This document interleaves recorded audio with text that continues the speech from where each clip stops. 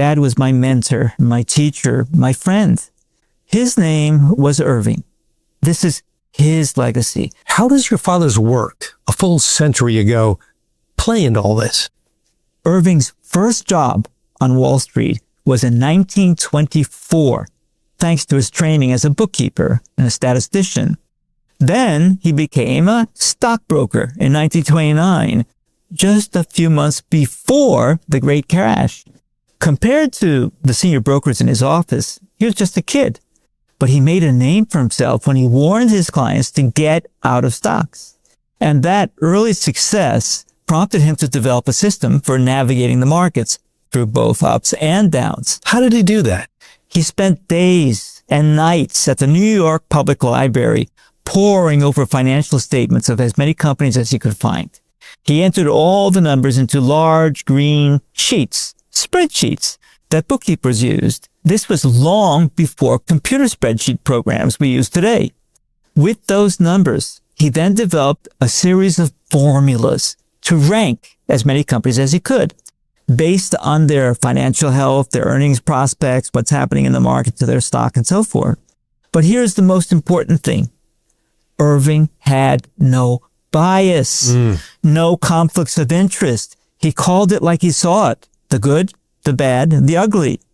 So in the summer of 1929, you saw a huge disconnect between the soaring market and the tough times in his own neighborhood.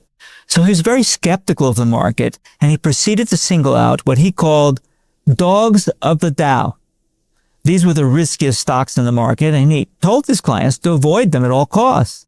At the same time, he was also able to single out the strongest companies in the market, stocks he thought were most likely to make a tidy profit for investors. And all this was using the formulas that he had developed? Correct. It might sound crazy today, John, but virtually nobody else was doing anything like that back then. He borrowed $500 from his mother, my grandmother, and 3 years later, he was sitting on more than $100,000.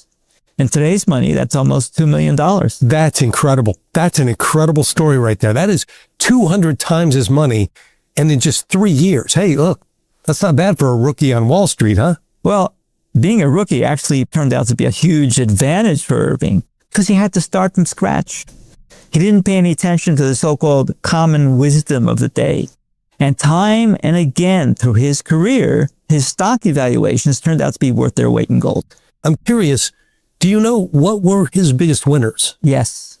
When he bought stocks on March 5th, 1933, right near the bottom of the market, his rating system guided him to 4 blue chips: General Motors, AT&T, General Electric, and Sears, right near the lowest prices of the entire 20th century. Wow, that right there. That is a textbook definition of a generational bargain. I mean, if he held these stocks for, 20 years, I just wonder how much money Irving could have made. With stock splits and dividends, hundreds of times his money. But he didn't hold them for 20 years because his ratings told him to shift his money to stocks that did even better, like Homestake Mining, which rose from a low of $65 per share to more than $540 per share in 1936, and Dome, which jumped from $6 to $61 per share.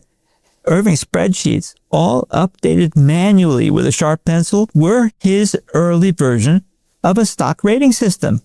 And his math skills were the precursor of our first computers. Okay, with that said, how did you get started working with your dad? So in 1971, when he was retiring and I was going to grad school, I decided to start my own company, which is now Weiss Ratings. And guess who was the first person to join my company? Come on, really? Irving? That's right. He was elated and proud. He would tell people, hey, Martin used to work for me. Now I work for him. Yeah.